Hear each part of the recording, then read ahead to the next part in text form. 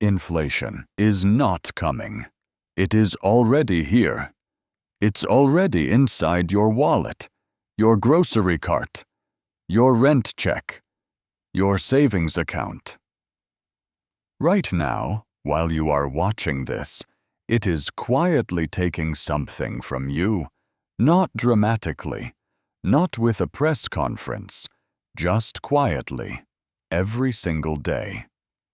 Shrinking what your money can actually buy. Good to have you here. Quick note, this is not investment advice. It is financial education. There is a difference, and it matters. Now, ask yourself something uncomfortable. Why do some people get richer when inflation rises? Why does your landlord celebrate when the CPI report comes out? Why does your savings account make you poorer while someone else's portfolio climbs? That is not an accident. That is a system. And you were never supposed to understand how it works. Most people think inflation means prices go up.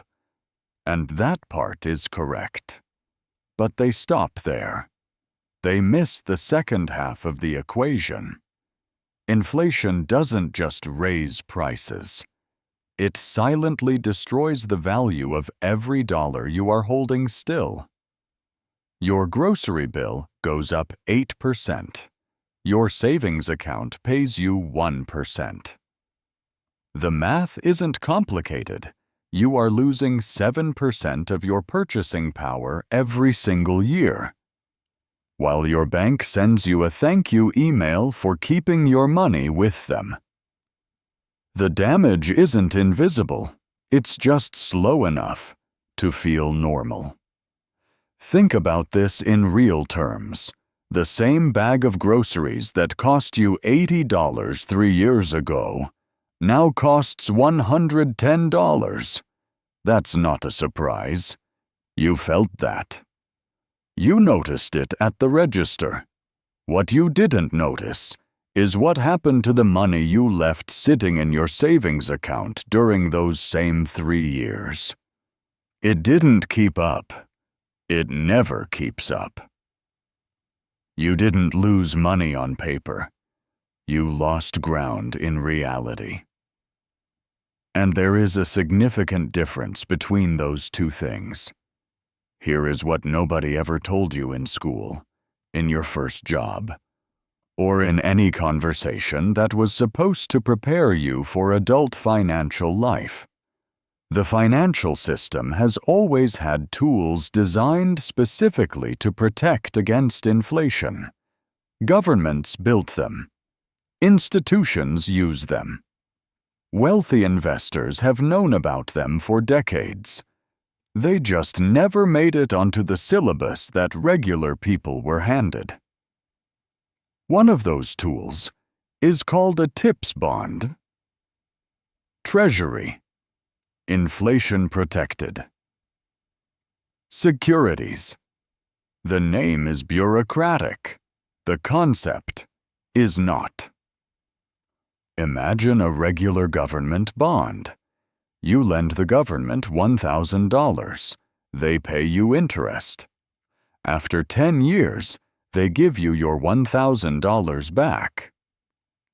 Simple. Except, inflation happened during those 10 years.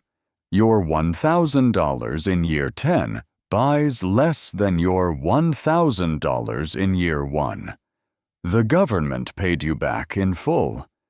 But in real purchasing power, you took a loss. Now, imagine a TIPS bond instead. Same structure, but with one critical difference. The government adjusts the principal you receive back based on how much prices have risen. If inflation runs at 8% over the life of the bond, the government doesn't give you back your original $1,000. It gives you back the adjusted amount that reflects actual inflation. The interest you earn also adjusts upward. Your returns move with the cost of living, rather than against it. Put both bonds next to each other in an inflationary environment. The regular bond loses ground, quietly and politely. The TIPS bond holds its position. That is not a minor difference. That is the entire game. But here is the insight that separates informed investors from everyone else. You don't have to wait for inflation to already be devastating to benefit from this.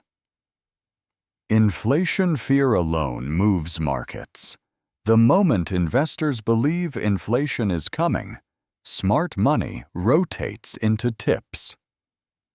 Prices on those bonds rise before inflation officially arrives. The protection begins before the storm does. That said, let's be honest about the trade-offs. TIPS underperform when inflation is low or falling. They are not a universal solution. They are a specific tool for a specific threat.